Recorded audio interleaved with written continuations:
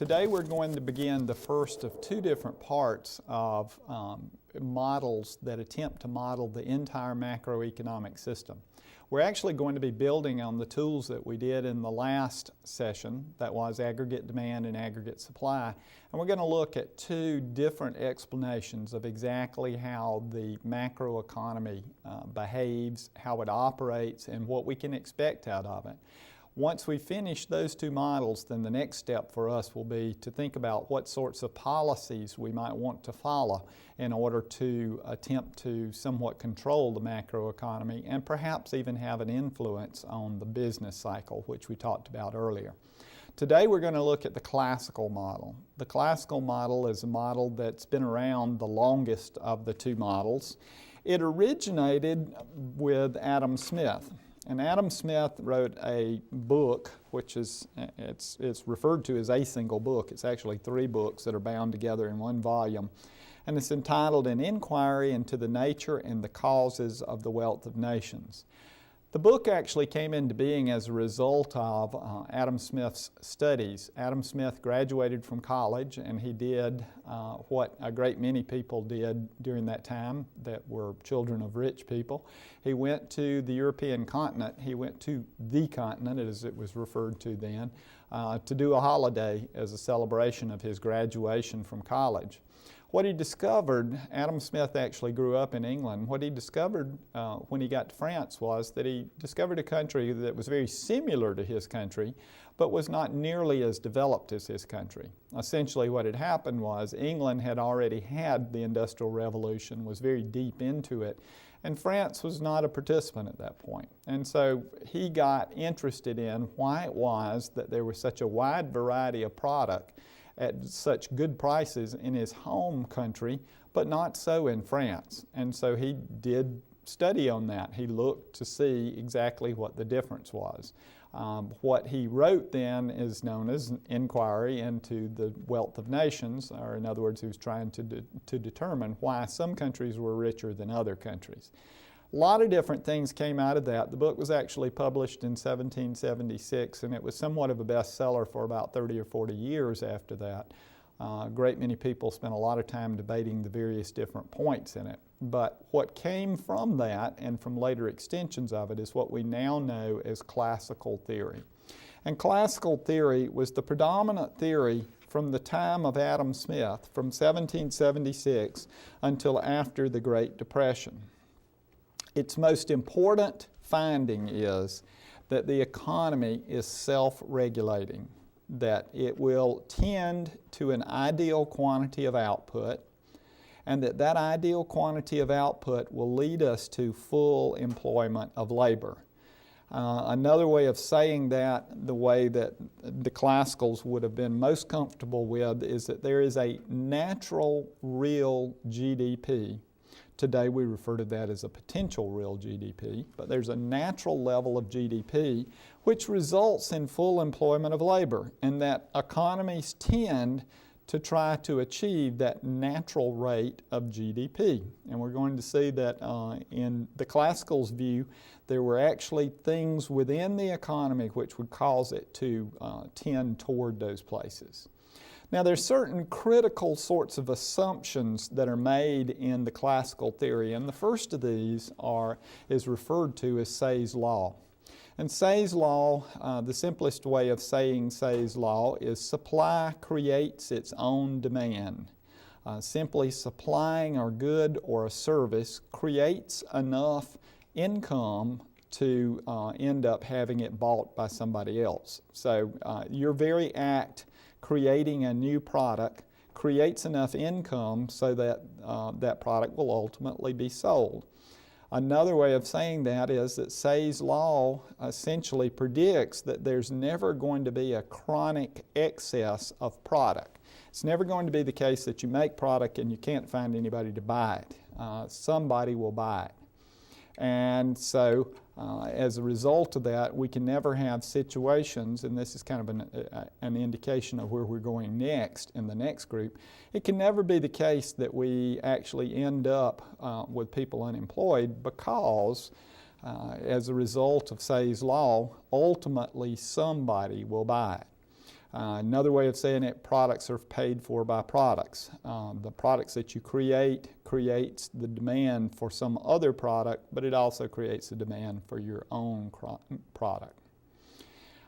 Another assumption built within the classical system is that we have flexible interest rates.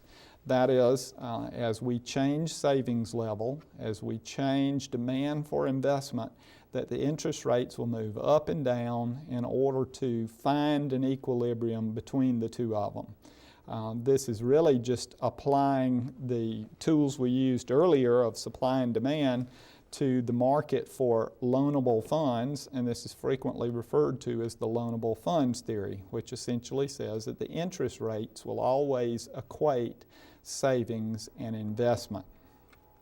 In other words, we have a market that looks something like this. Now remember that in this case, you as an individual are the supplier, since you do the savings, and this is like any other. Remember in the circular flow model, we said that in the resource market, we're suppliers and firms are demanders, although we typically think of ourselves as being consumers and firms as being suppliers. In this market, since it's a resource market, you're actually the supplier. So your savings supplies the loanable funds for the credit market.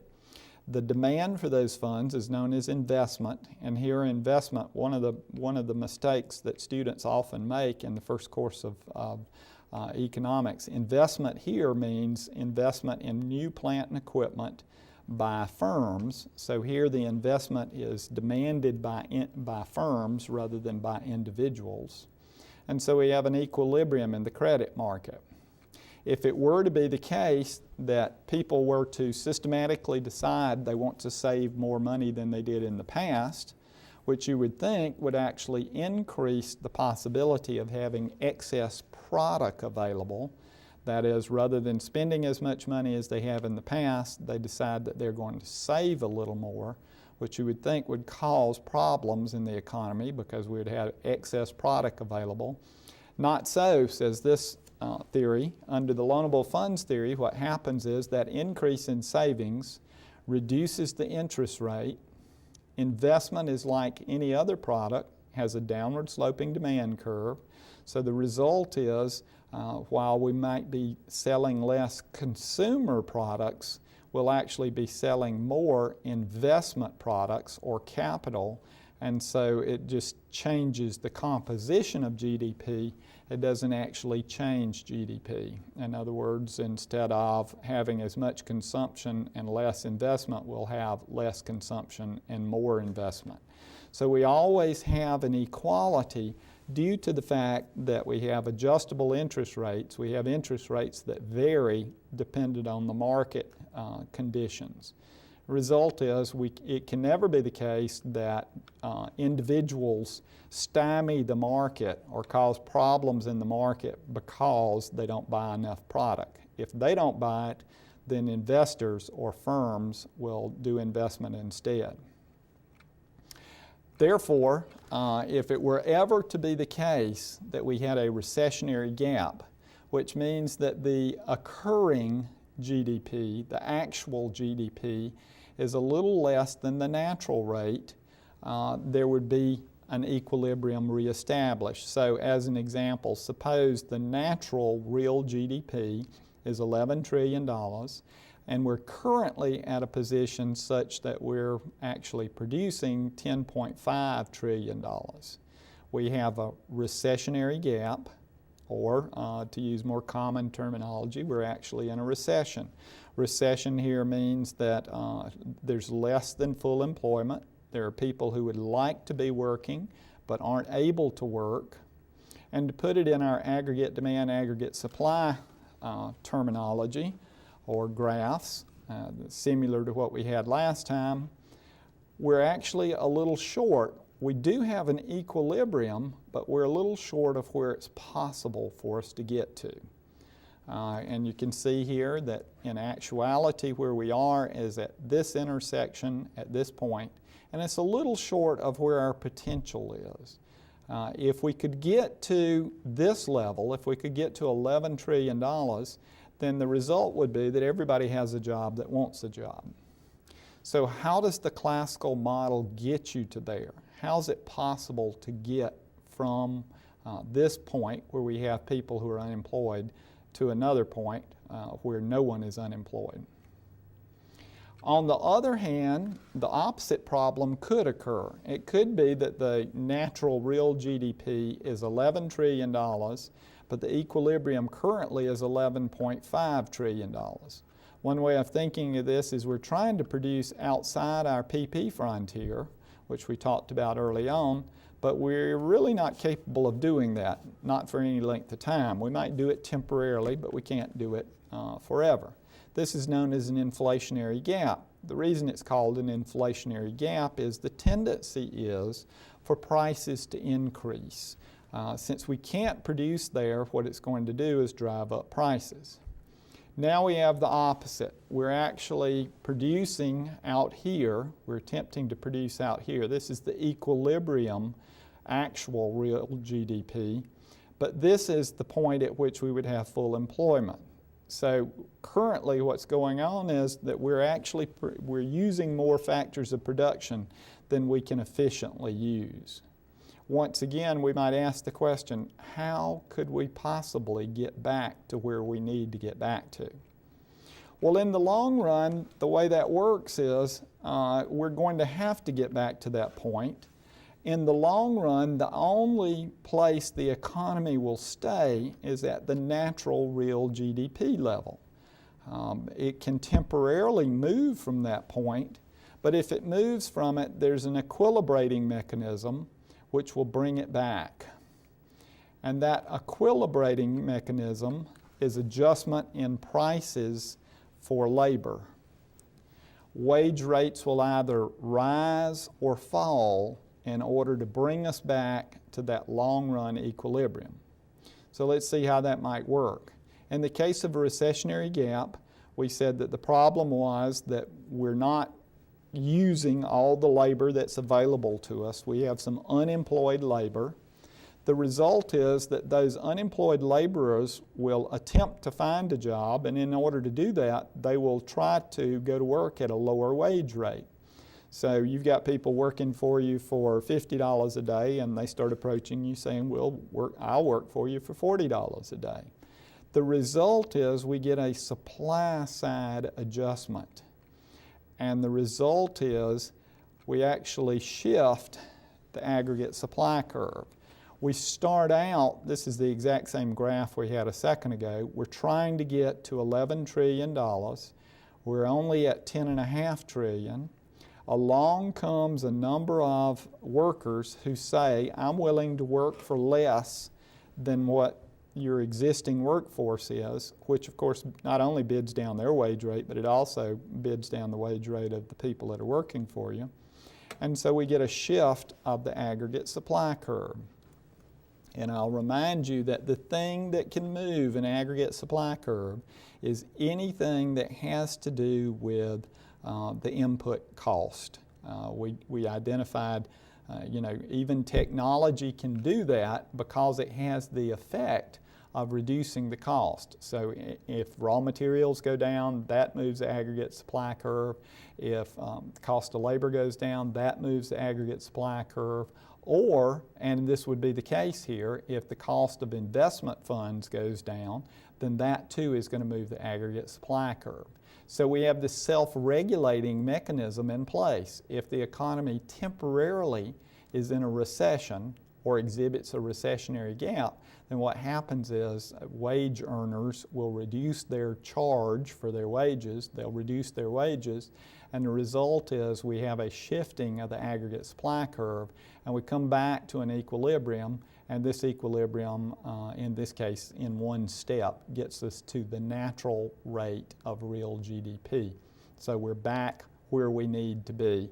And notice from the graph, not only are we where we need to be in terms of real GDP, but we also got a price level decrease as a result of that. By shifting the aggregate supply curve, not only did we get to $11 trillion from the $10.5 trillion, but we also lowered the price level as well.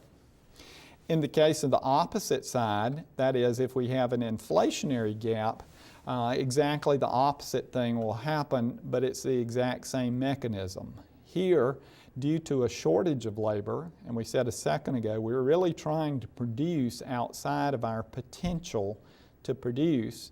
The result is we're going to run out of people to work, and rather than having people come to you, if you're employing laborers at $50 a day, rather than having people come to you offering their services at $40, now you have people coming to you wanting to work for you, but they want $60 instead of $50.